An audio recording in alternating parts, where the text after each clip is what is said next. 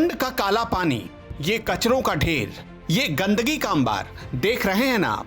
ये कोई ऐसी वैसी जगह की तस्वीरें नहीं है, ये तस्वीरें हैं गोवर्धन सप्तकोशीय परिक्रमा की। सोचिए जिस जगह को चमकना चाहिए वो कूड़े के ढेर में तब्दील हो चुका है। वहां एक कदम रखना मुश्किल है। इन कचरों से आती तेज दुर्गंध के बीच कोई भी गश खाकर गिर जाएगा। इन कचरों के बीच मिनट भर रहना मुश्किल है। जिस पवित्र स्थान को साफ सुथरा और ऐसा होना चाहिए कि यहाँ आने वाला हर श्रद्धालु इसे याद रखे, लेकिन किसे फर्क पड़ता है। उद्घाटन करने वाली सरकार चली गई, दूसरी सरकार आई जिसने हिंदू धर्म स्थलों को नई पहचान देने के लिए एक से बढ़कर एक कदम उठाए, लेकिन नतीजा कैसे ढाक के तीन बात है, तस्वीरें सामने हैं। पुराणों के मुताबिक गोवर्धन सप्तकोशीय परिक्रमा में अनेकों प्राचीन कुंड बताए गए हैं, लेकिन आज हर कुंड की एक जैसी दुर्दशा है। इन्हीं में से एक है शिव कुंड, जो राधा कुंड कस्बे के रामलीला ग्राउंड के नजदीक है। इस कुंड से मणिपुर स्टेट के निवासियों की आस्था जुड़ी है। स्थानीय लोग बताते हैं कि मणिपुर स्टेट में जब किसी शख्स की मौत हो जाती है तो उसकी अस्थियों को गंगा में प्रवाहित करने की जगह इसी कुंड में विसर्जित किया जाता है। इसी कुंड में उनका पिंडदान भी होता है, लेकिन आज ये कुंड अपनी बदहाली पर रो रहा है।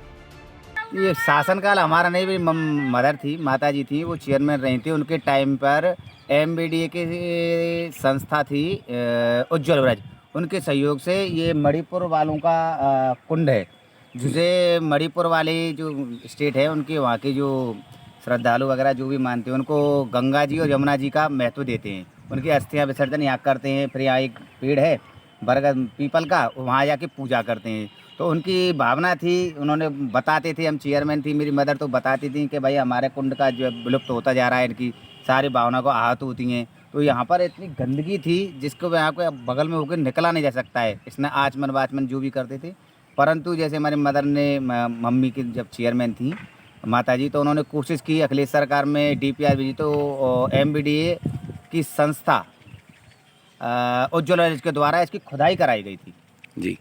तो उसके कार्य को क्यों रुकवा दिया गया है? पता नहीं, उस टाइम हमने DPR लगा करके शासन में भेजी थी। शासन में भेजने के बाद सत्ता परिवर्तन हो गया।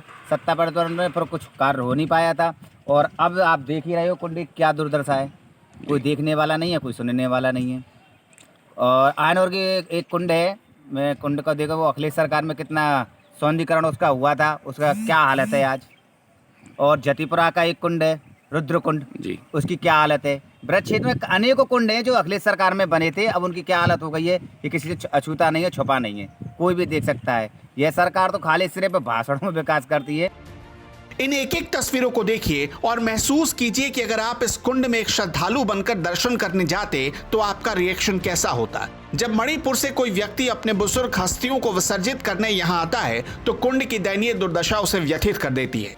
कुंड की हालत देखकर उसकी आस्था को ठेस पहुंचती है। इस कुंड की दुर्दशा ठीक हो रही थी। राधा कुंड नगर पंचायत के चेयरमैन दाऊ दयाल ने इसके पुनरुद्धार का बीड़ा उठाया था, तभी सत्ता परिवर्तन हुआ और काम को रोक दिया गया।